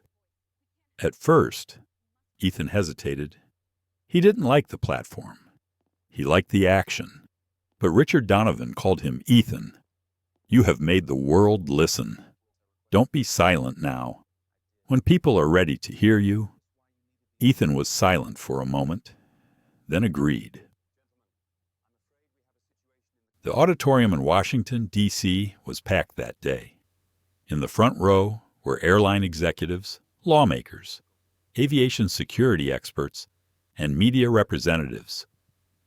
The atmosphere was solemn, but when Ethan stepped up to the podium, he had no speech to make, just a small piece of paper folded in half in his hand. He looked around, his eyes not harsh, not condemning, but containing the calm of someone who had seen the dark side of power and still chose to believe in something better. He began to speak, his voice low and clear. "I am not an activist, nor a hero. I am just a passenger who wants to stay in the seat I paid for."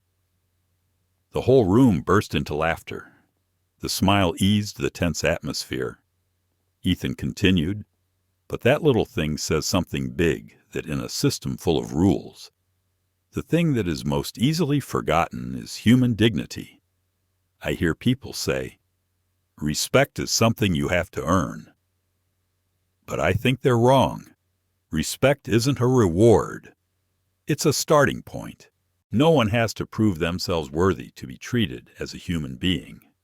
The room was silent. Some people bowed their heads. A few wiped away tears. Ethan paused for a few seconds, then continued.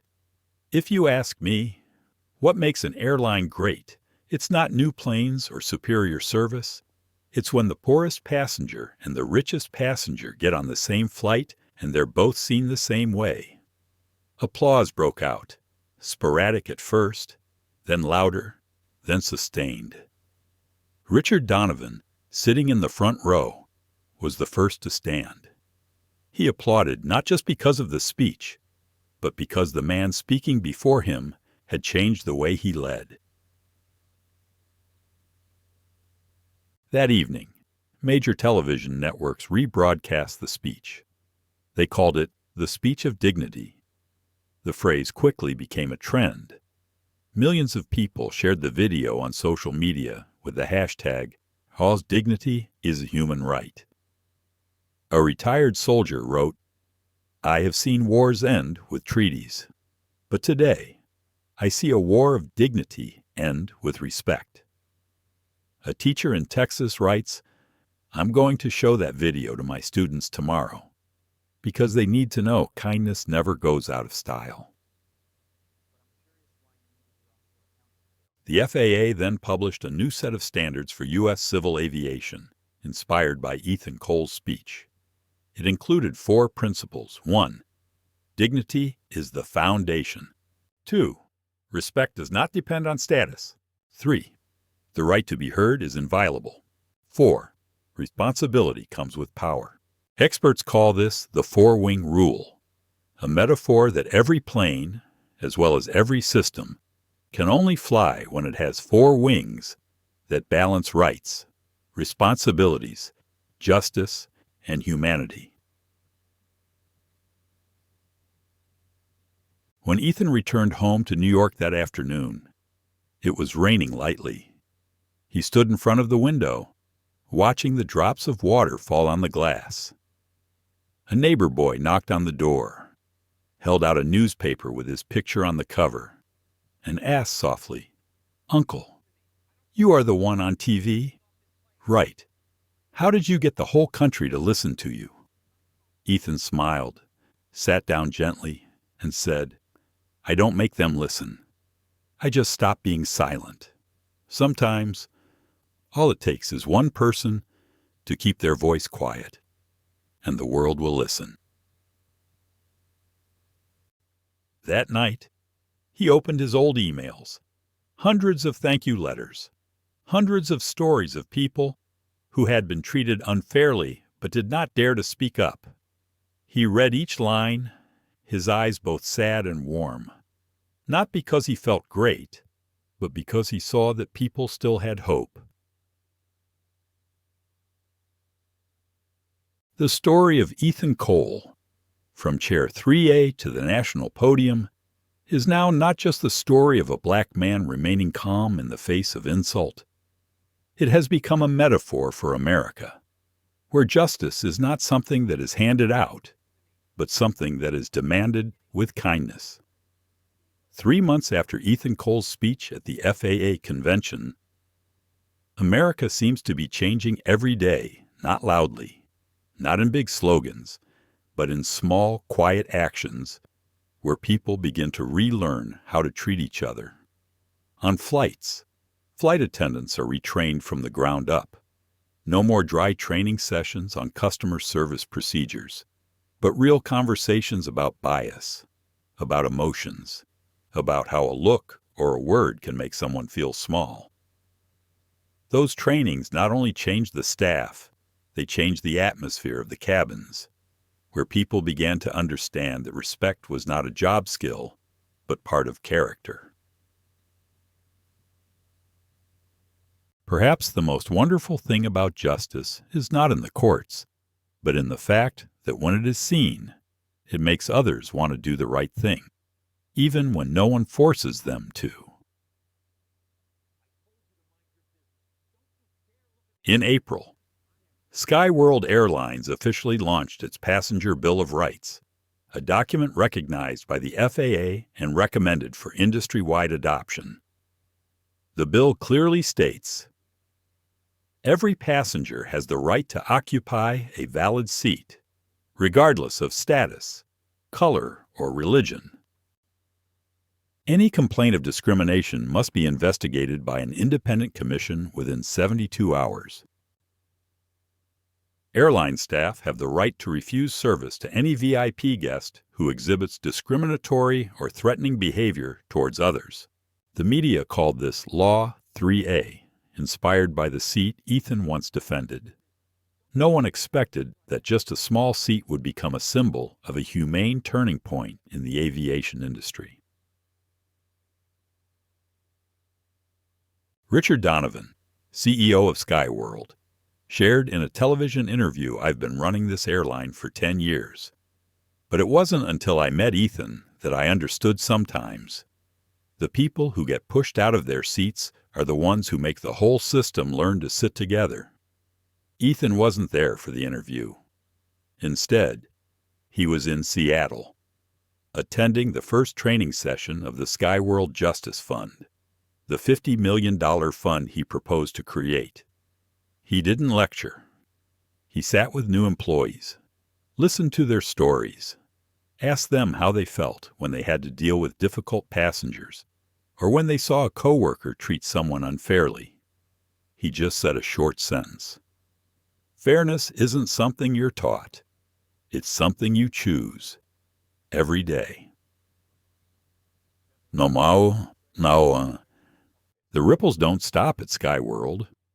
Two other major airlines, Atlantic Air and NorthJet, have announced they will adopt similar oversight funds and passenger rights. The FAA has reported that discrimination complaints have dropped more than 40% in just 3 months. The newspapers called it the AAA effect. No one remembers the exact date it began, but everyone remembers the image the black man sitting quietly in business class, amidst insults, and still choosing to stay calm. One morning in Atlanta, a passenger named Mary Jacobs. Now, 67 wrote a handwritten letter to Skyworld. I witnessed a similar incident on a flight a few years ago, but I kept quiet. Last week, when I saw a flight attendant treating an Asian passenger unfairly, I remembered Mr. Cole's story. I stood up and said, "This is not right." And for the first time, I was not afraid. Thank you for teaching us that sometimes just saying no is enough. The letter was printed out by Richard Donovan and posted on the company-wide bulletin board, along with his handwritten caption, "Justice begins with a voice." The effect has spread beyond the airline industry. A major hotel chain has announced a no-bias in service training program. A financial firm has launched a Respect First campaign, inspired by Ethan. Schools have even started using the story of Chair 3A as a lesson in civic responsibility and maintaining dignity and confrontation. On social media, the hashtag #SeatThreeA has become a symbol of calm courage. It's no longer just about skin color.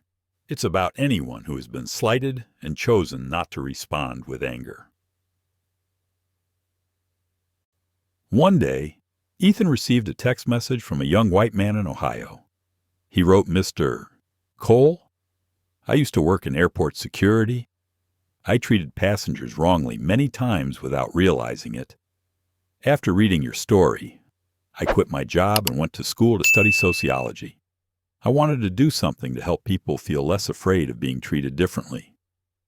Ethan finished reading and just smiled. He didn't respond right away. He knew there was no need to say anything, because real change doesn't come from a speech, but from people quietly changing their choices.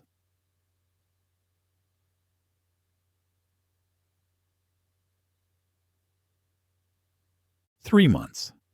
In just 3 months, from a single flight, America has had thousands more people dare to say no to injustice, not with anger, and not with hatred, but with calm."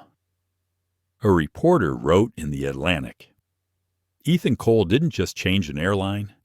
He changed the way Americans looked at each other, not through first class or economy, but through listening and respect." That evening, Ethan returned home, sat on the wooden porch, and sipped hot tea. He turned on the small radio and listened to the news about the 3A law being implemented in Canada and Europe. He smiled slightly, not complacently, but felt his heart soften. On the table, Mary Jacobs' letter was still there. The corners of the paper curled. He kept it as a reminder. Justice does not require us to shout. It only requires us not to be silent. And perhaps that is why the story is still told, not as a scandal, but as proof that dignity can be contagious if someone is brave enough to hold on to it.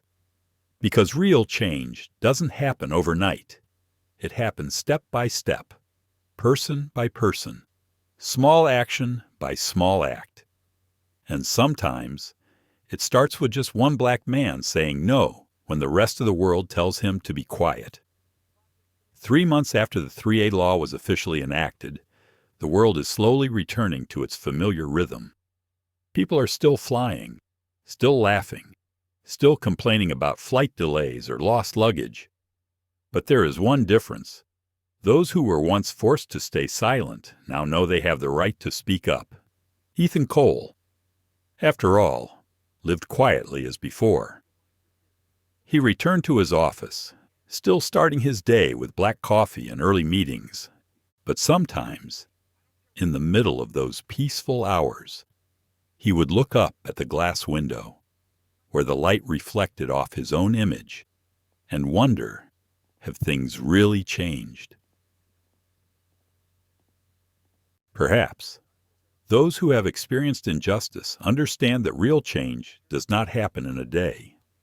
It begins when someone chooses to stand up, and more importantly, they do not allow the silence to last for another generation. One weekend afternoon, Ethan opened his laptop and shot a short video. There was no camera crew, no stage lighting, just him sitting in his small office. Behind him was a bookshelf and a photo of the Skyworld plane. He turned on the camera, took a deep breath, and began to speak. I still remember that day when a man came up to me, saying that I had to leave my seat. I remember that feeling, not anger, but a deep sadness, because I understand that sometimes people think power gives them the right to take away other people's dignity. But what I learned is this: you don't have to shout to be heard. You just have to say the right thing, and say it respectfully. He paused for a moment, looking straight into the camera.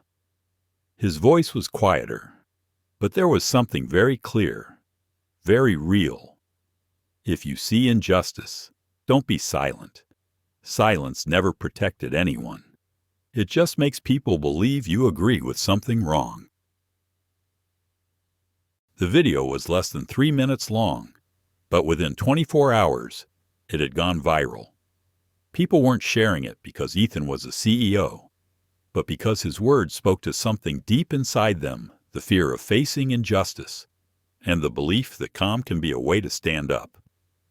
One comment that received hundreds of thousands of likes read, "He didn't shout. He didn't hate. He didn't demand revenge. But he made the whole system kneel and look back." That's real power. A woman in Alabama writes, "I used to think saying no didn't change anything. Now I know. Every no adds up to enough." The next day, major news outlets republished the video. One local newspaper ran the headline, "The man who was once asked to leave his chair is now teaching the nation how to stand up with calm." On television, a psychologist commented, "We live in a time when people confuse anger with courage. Ethan Cole shows that courage is not pounding on a table, but holding your values in the midst of chaos."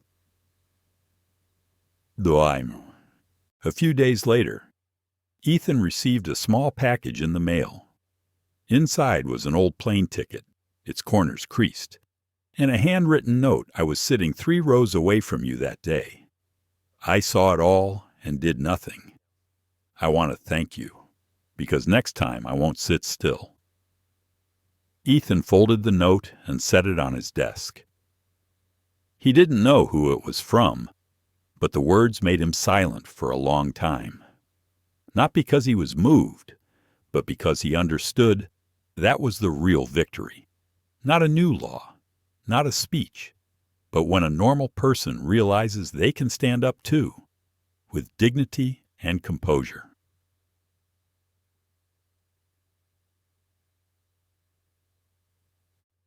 One autumn morning, Ethan returned to JFK Airport, where it all began. The check-in staff recognized him and gave him a sincere smile.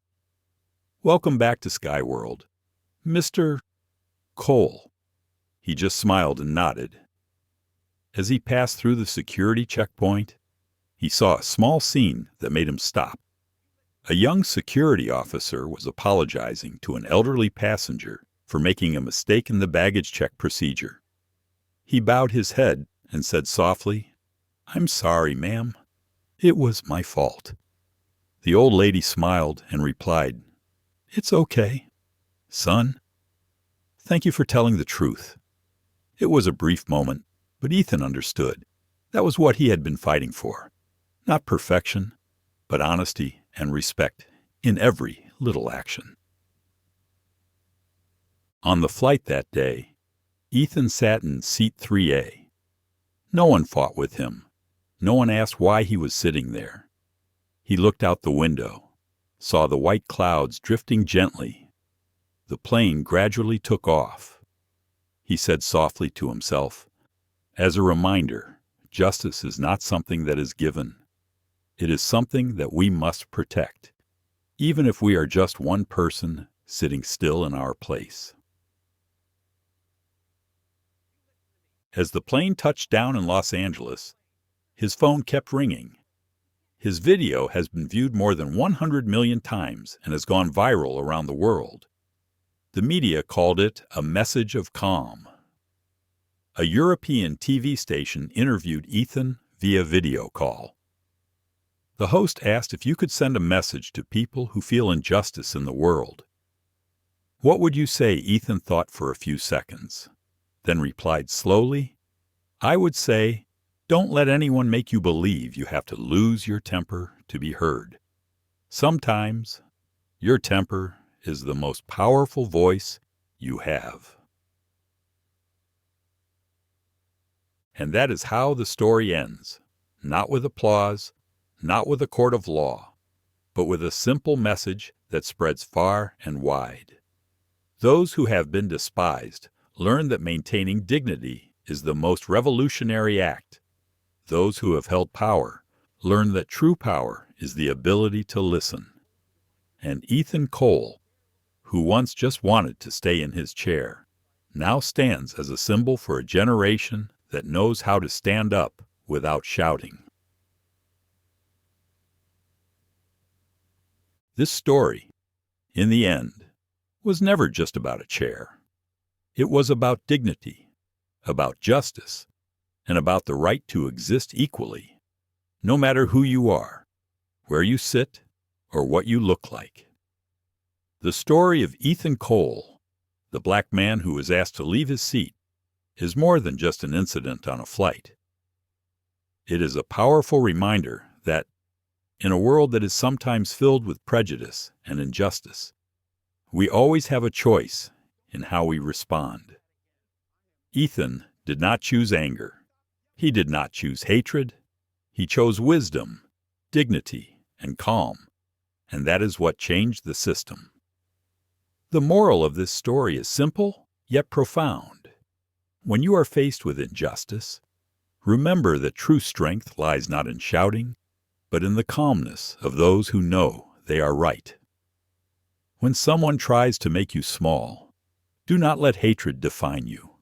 Let your dignity and courage speak for you. And when you see others being treated unfairly, do not be silent, because the silence of good people is the breeding ground for evil. Ethan Cole has proven that one person who stands by his values can change the world. And who knows, the next person to do it. It could be you. Thank you for watching this story. If you believe that respect and justice are the rights of every human being, please like, share this video, and subscribe to our channel to spread stories of justice, compassion, and the power of calm in this turbulent world.